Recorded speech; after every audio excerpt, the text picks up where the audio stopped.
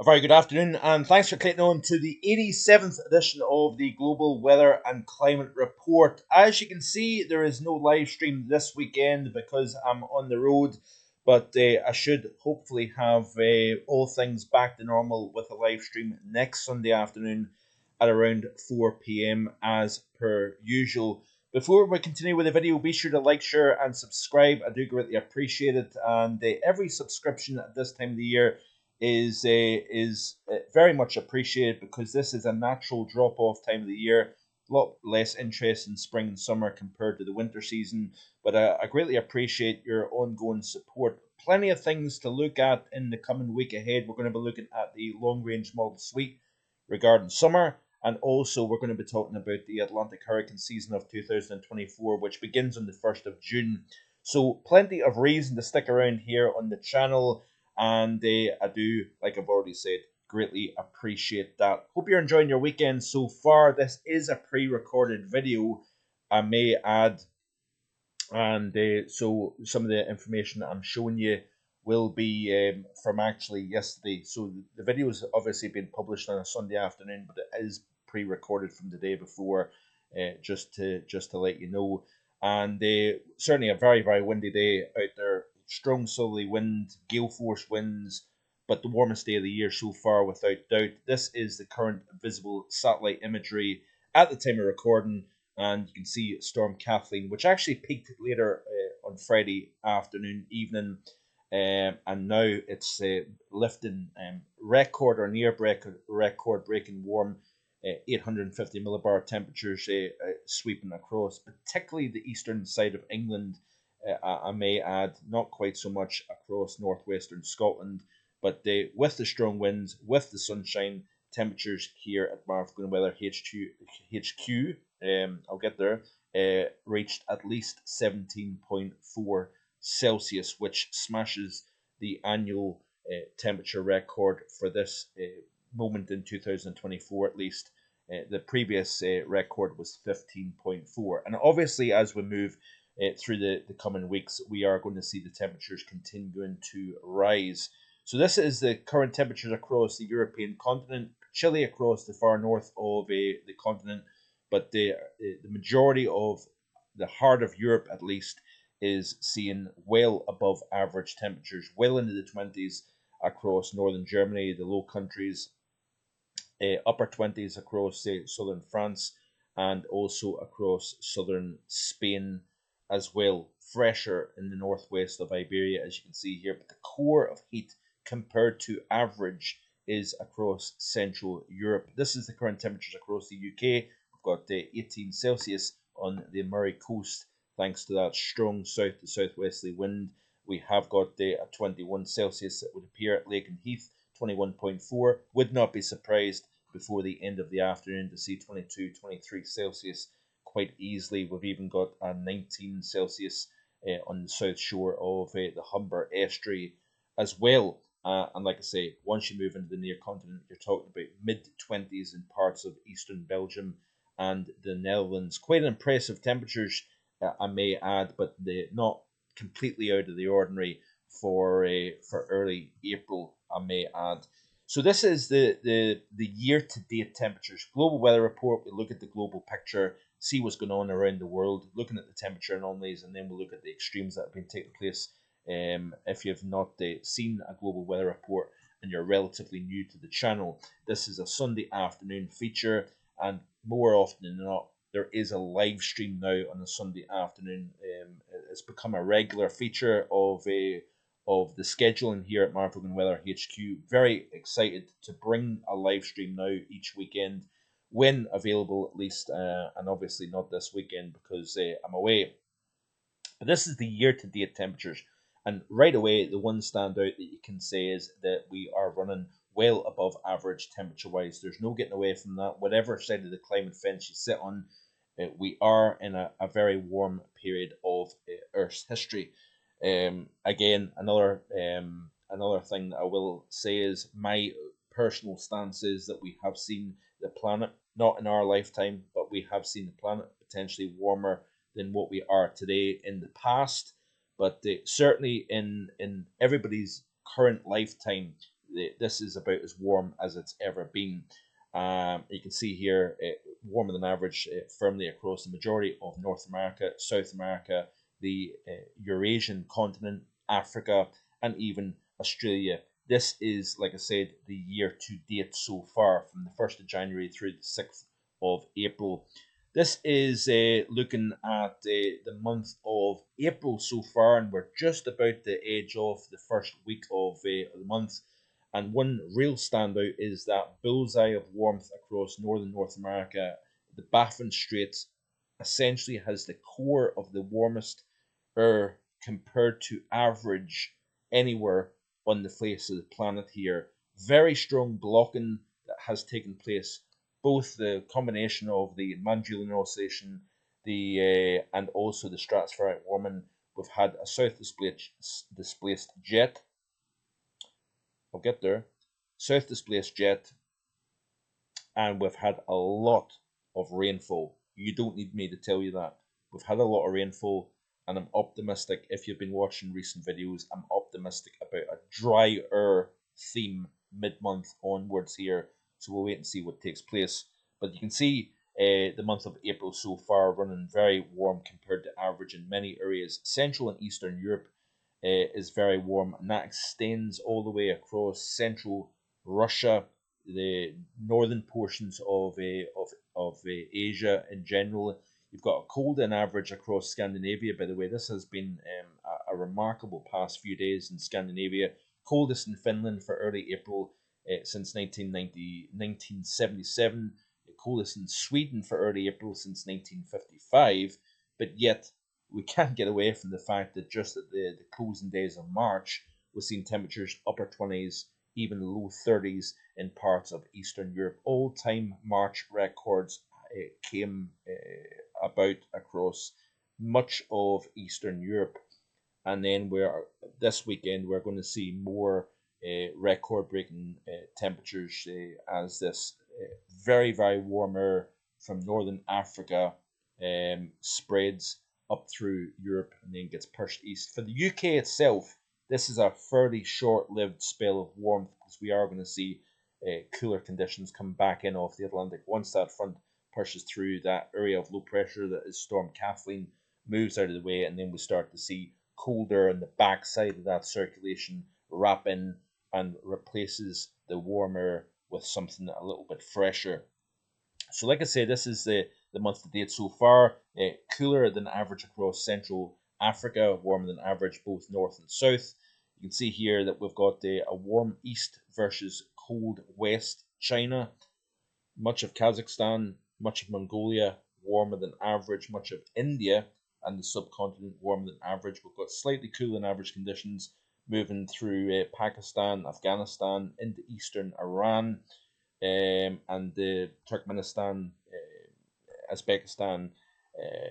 These nations here tending to run slightly cooler than average for the first 6 days or so of April. Canada, very warm compared to average, as you can see here. And if we look at Europe specifically, we have got a bit of a north-south divide in temperature, not just across the UK and Ireland, but across the majority of the continent here. One of the coldest Aprils to start, probably for northern portions of Norway, Sweden, and Finland. Scotland running slightly below average, as you can see here. But once you get from the central belt southwards, it's firmly warmer than average. Look at Europe. Look at the heart of Europe, Eastern Europe. Very warm start to the month of April. Looking at global sea surface temperature anomalies, let's have a look at the anomaly globally first. And this is the temperature anomaly. So you can actually see that we have seen a very subtle trim back. And this is the global sea surface net temperature. You can see it's went from plus 0.5 above to about plus 0.4, which it's very, very marginal. Obviously, there's nothing really much to write home about here. Looking at the sea surface temperature anomalies here so far, we've got a cool central North Atlantic, warm to the north, warm within the subtropical Atlantic here, slightly cooler than average if you notice off just along the west coast of Africa here. extending towards the Cape Verde Islands here. Now, this could be because we've got the strengthening easterly winds here, but notice here, once you progress across the tropical Atlantic, you've got increasingly warmer than average sea surface temperatures to speak about here. And that south displaced jet over the North Atlantic, by the way, is probably allowing this upwelling to take place over the central North Atlantic, hence the slightly below average temperatures. Notice the cooling now starting to show up over the North Pacific.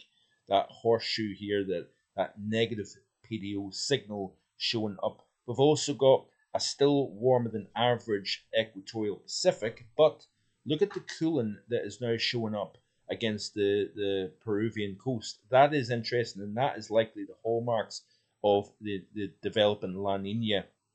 We'll look at that in the upcoming work week, by the way, in terms of the Atlantic hurricane season and the potential that may have. All pretty much there is strong cross model agreement that La Nina is going to develop, and it could become quite strong as we move through the summer and into the autumn season. So we'll need to keep a close eye on that. We'll monitor that here on the channel quite carefully. This is the 7-day temperature change on the surface of the global oceans. You see here quite a lot of cooling taking place, both North Pacific and North Atlantic. Quite a lot of cooling. We've got that increased cooling within the Nino region as well. So that is quite interesting to see. A little bit of cooling actually showing up within the tropical Atlantic, which is also quite interesting to see taking place here. We've seen such an incredible warmth, tropical, subtropical, even northeastern portions of the Atlantic through much of this winter season, and I think that's been a lot of the fuel. The El Nino combined with this very warm North Atlantic has been the fuel to the exceptional wet period that was started off back in July last year, all the way through till now. With, give or take a couple of breaks in between, it has been firm wet in terms of the overall pattern. And this is a big change and a big shift to what was seen way back during the latter half of last winter. We had one of the driest Februaries, if I'm right in saying, on record for the UK. Then we had a dry March, dry April. And recent Aprils have been quite dry. Certainly the first week or so of April has turned out very, very wet indeed. And it'll be interesting to see whether we trend drier as we progress through mid and late month. But I think the south displaced jet, El Nino, combination of warm sea surface temperatures has definitely been driving this overall wet theme. So that is the weekly change in the sea surface temperature profile here. This is the annual change, I believe, if I'm right in saying, and you can see again quite a significant area of cooling within the middle altitude North Atlantic here. The subtropical Atlantic has seen warming taking place. We've got increased cooling up against the South America coast, East Pacific. Very, very significant cooling within the North Pacific, which is also interesting. The Indian Ocean, a bit of both. We've got some strong cooling off Madagascar to the east of South Africa also. But we have got this ribbon of warming taking place from the north side of Sumatra through the Maldives and towards the Somali coast of Africa. We've got this ribbon of warming taking place. Both the Bay of Bengal and the Arabian Sea, you can see here, cooler than average in the last 12 months or so. And also that cooling taking place against the West African coast between the mainland and Cape Verde. Yeah, I think I've covered the sea surface temperature anomalies as much as I can. Looking at the Nino regions here, this is what Nino region 1.2, and you can see a big dramatic drop in temperature here. So there's that cooling taking place up against the South America coast. That is very notable, by the way. We've went from +1 Celsius above average back, within, really, with that is actually quite remarkable when you look at this. +1, even slightly above +1 above average to a half a degree below average. And this is, by the way, since the beginning of March. So within the last 30 days, look at the drop off in the sea surface temperature. I actually didn't notice that until I've just showed you this on the video. That is quite remarkable. Nino region 3.4, which is slightly away from the South America coast, You can see a less dramatic drop off in temperature here. So you can see it's kind of been bobbing up and down, generally between 1 and 1.5 degrees above average in the Nino region 3.4. Let's move on here and let's look at the upcoming 7 day temperature profile of the ECMWF weeklies.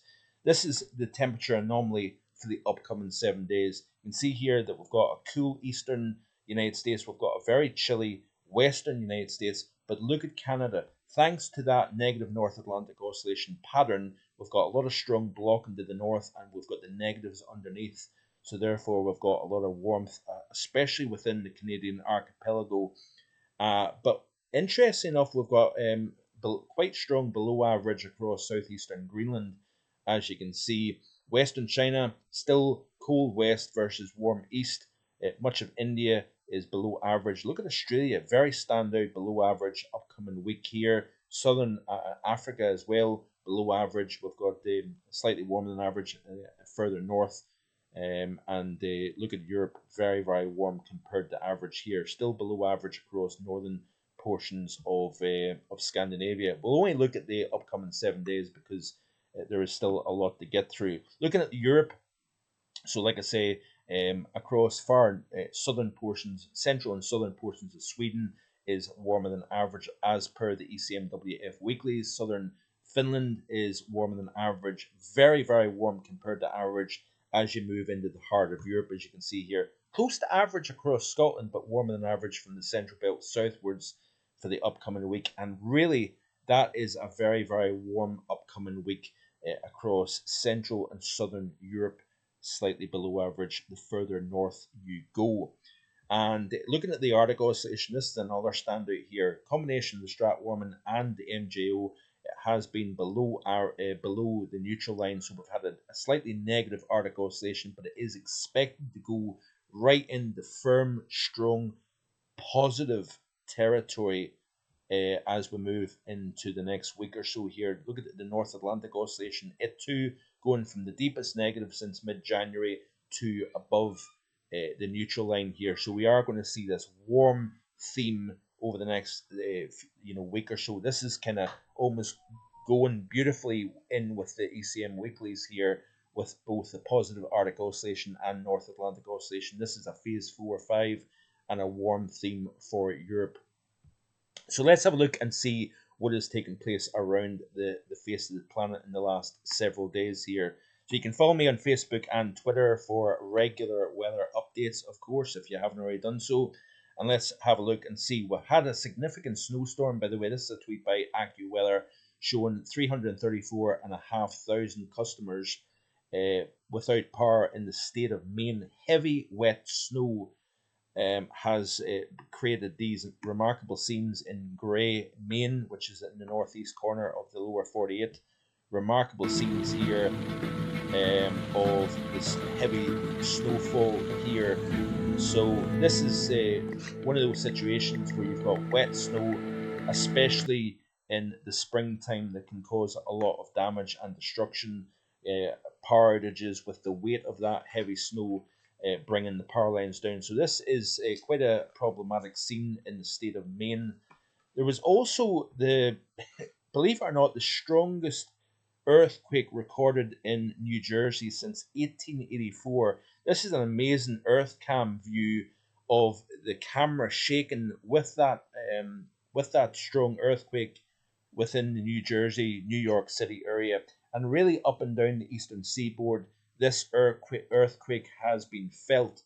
So pretty remarkable stuff. We obviously had the 7.4 magnitude earthquake that has brought buildings down and caused significant destruction in the island of Taiwan in the Western Pacific in recent days as well. But related or unrelated, quite an interesting event taking place on the eastern side of the United States. Also, we've had in recent days 41 tornadoes have been confirmed by the NOAA in the period between the 2nd and the 3rd of April here. Some very stormy conditions across parts of the eastern United States. So 41 tornadoes confirmed between the 2nd and 3rd of April over the eastern United States, but also combined with heavy snowfall, as much as 2 feet of snow, even 24 inches of snow actually, which is actually 2 feet, recorded in Moortown in Vermont. We've seen as much as 21.5 inches in Maine, New Hampshire 21 inches, up in upstate New York, Peru, recording 21 inches of snow. So fairly significant snowfall in the northeastern half of the United States. This has appeared between the 3rd and the 5th of April. So continuing to move on, there might be a little bit of jumping back and forward. If there is, I do apologise for that. Looking at Antarctic sea ice, this is an update here by Maximiliano Herrera. We're going to be looking at several of his tweets, but the Antarctic sea ice is not looking too bad at the moment. The Arctic is at the 15th lowest on record. So despite the level of warmth that we're seeing around the planet at the moment, we are not doing too bad when it comes to both Arctic and Antarctic sea ice. We're obviously coming off the back of the winter in the northern hemisphere and just beginning winter in the southern hemisphere. Antarctic sea ice. This is a tweet here by Zach Labe. The freeze up continues in the Antarctic after the annual minimum was reached a few weeks ago. Sea ice extent is unusually low, but is well above the previous record for the current date. I wanted to touch on that because I thought I haven't done so in quite some time. So looking at the southern hemisphere here, we've had quite a cold March actually at the South Pole. According to Maximiliano, March 2024 in the South Pole had an average temperature of minus 54.8 Celsius, which is actually minus 1.1 below the 91 to 2020 baseline. At Vostok Station, the average temperature was minus 58.8 Celsius, which is 0.9 Celsius below normal. South Antarctica doing not too bad at the moment. This is a tweet here also by Jim Yang, based in China. In March this year, except for eastern Inner Mongolia, which was colder than average, most areas in China was warm, with an average temperature being 1.27 Celsius higher, making it the 9th warmest March in Chinese history. So looking further south, incredible ongoing heat across southeastern portions of Asia. We've had the record-breaking temperatures for early April in Myanmar at 43.5 Celsius, 42.5 at Tak in Thailand, which I believe still holds the all-time Thai record, and also Vietnam recording 40.6 Celsius. Also the hottest night ever recorded in the island of Phuket, with a low of 28.9 Celsius, Phuket being in Thailand, of course. Down in Australia, we've had minimum temperatures still, despite the fact that we're moving into meteorological winter in the next few months here. Minimum temperatures in Broome have been as low, or as high, should I say, as 30.2 Celsius in recent days, and 19.6 in Gabo Island. Record hottest April night at this particular location. So let's continue to skip through. This is a tweet by Cameron H. March in Australia was again warm and extremely wet, but with big contrast. The mean temperature of 1.11 Celsius above the 61 to 90 average. So one of the top 10 warmest Marches on record, I believe, for Australia. In terms of minimum temperatures, it tied the second warmest March on record. Rainfall was 86.1 above average, the third wettest March on record. And I think this cooler, wetter theme, least wetter anyway, is going to continue as we move through the winter months, as the La Nina becomes stronger in the coming months. At the moment, we don't have technically a La Nina, but I think that's going to be the case as we go through the upcoming meteorological summer. In terms of Scandinavia, this is an interesting one. March 2024, after many months of colder than average temperatures, was actually warmer than average. Sweden, Norway, and Finland generally plus 2 to 3 Celsius warmer than average. So this is a bit of a flip around from the the last 5 or 6 months in Scandinavia, which is quite interesting.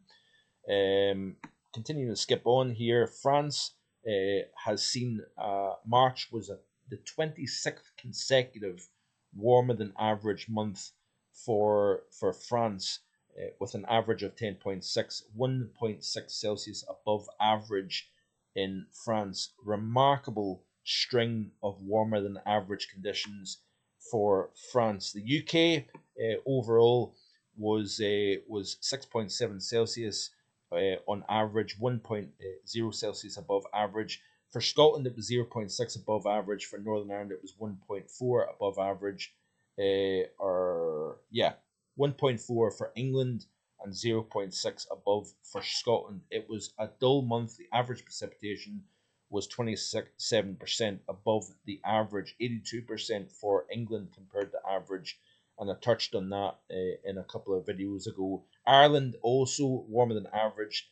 It was actually 0.1 above in Macehead on the north coast, I think that is, and 1.1 above in Dublin. Percentage above average was 79% at Finner and 219% above at Dublin Airport for the month of March. So quite interesting stuff here. Yeah, very significant warmth across parts of northern Africa. We're going to touch on that in just a second because we've seen a new continental record, I think, for the month of April, if I'm right in saying. Exceptional heat in parts of northern Africa and Europe. 39.0 Celsius was achieved at Agadir in Morocco. Also an incredible 37 at Casablanca. Hottest April day on record for both Agadir and Casablanca. Record heat in Spain with minimum temperatures of 22 in the north, and in France with a maximum of 31.8 Celsius was achieved. The monthly record was also achieved in Bordeaux of 30.5 Celsius. And back on the 1st of April, by the way, Antarctica had its first minus 100 degrees Fahrenheit. On the 31st in Concordia, the minimum was minus 73.4 Celsius. So we are now starting to see the cold becoming stronger and stronger over the heart of Antarctica. Like I say, I'm kind of going back and forth between cold and warm. I do apologize for that. And Africa, a temperature of 48 Celsius was achieved in Murciana, a new April national record for this site and this station and also this nation. But the all-time African record goes to Mali. Kays, I think that is pronounced. This is also the highest reliable temperature ever recorded in Mali. Previous April record for Africa was 48.3 Celsius in Sudan, and over 46 in Niger and Niger, I think, and Senegal. So it looks as if Africa, the continent of Africa, has just recorded the warmest April temperature on record, and we've also seen plenty of record-breaking heat across southern portions of France in recent times. Like I said, minus 34.3 recorded in parts of Finland, not that far off the April record. It's the coldest temperature in Finland since 1977, and coldest temperatures in Sweden since 1955. 850 temperatures that are ascending across southeastern UK and the near continent over the next couple of days is, I believe, of record breaking warm levels at the 5,000 foot level. But if this was in the heart of summer, we would probably be talking about temperatures into the upper 30s, even approaching 40 Celsius in southeastern UK and the near continent. But we are earlier in the year, and that has to be factored in. Interesting stuff. Tweet here by Mika Rantanen, based in Finland. With clear skies, there is visible snow. There was a heavy snow event across far southern Finland in recent days, and you can see the satellite imagery capturing that fresh snow on the southern fringes of Finland. So quite a nice view actually from space of that fresh snow over the far south of Finland. Interesting stuff as well, by the way. This was a tweet here, also by Mika, showing the temperature in one particular site in the center of Helsinki. The temperature remained below zero yesterday, which I think was Friday. And such a cold ice day is rare in April, he says. It has only happened once before this century, and that was back in April of 2003. So a rare ice day in the city centre of Helsinki back on Friday is quite an interesting and rare event here. Let me see if I've got any other interesting tweets to show you. This is an interesting one here by Captain Dave.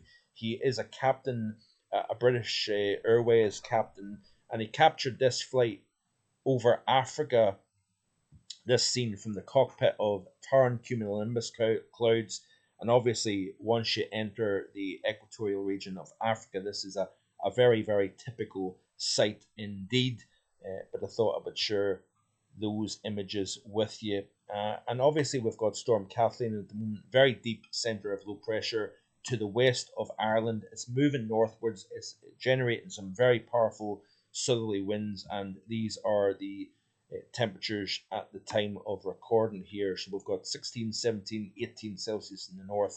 We've got 19s, 20s, and even 21 in the southeast corner. Looking at the current pressure chart here, and we'll end the video with that. You can see that the centre of Kathleen is well off to the west of the UK and Ireland at 955 millibars. Look at the squeeze in the isobars though, between a 955 millibar low and plus 1000 millibars in southeastern portions of England here. So that gradient is generating a very strong west to southwesterly gale across many western areas of the UK and Ireland at this time. Looking finally at the wind speeds currently, this is in kilometers per hour, by the way, and very blustery conditions up the western side of the mainland of the UK and also across Ireland. We'll look at how strong the winds were, how warm the temperatures were in tomorrow's video. So thanks for watching. Like, share, and subscribe, and plenty of weather content to come here on the channel. So stick around and subscribe to the channel. Thanks for watching. Bye for now.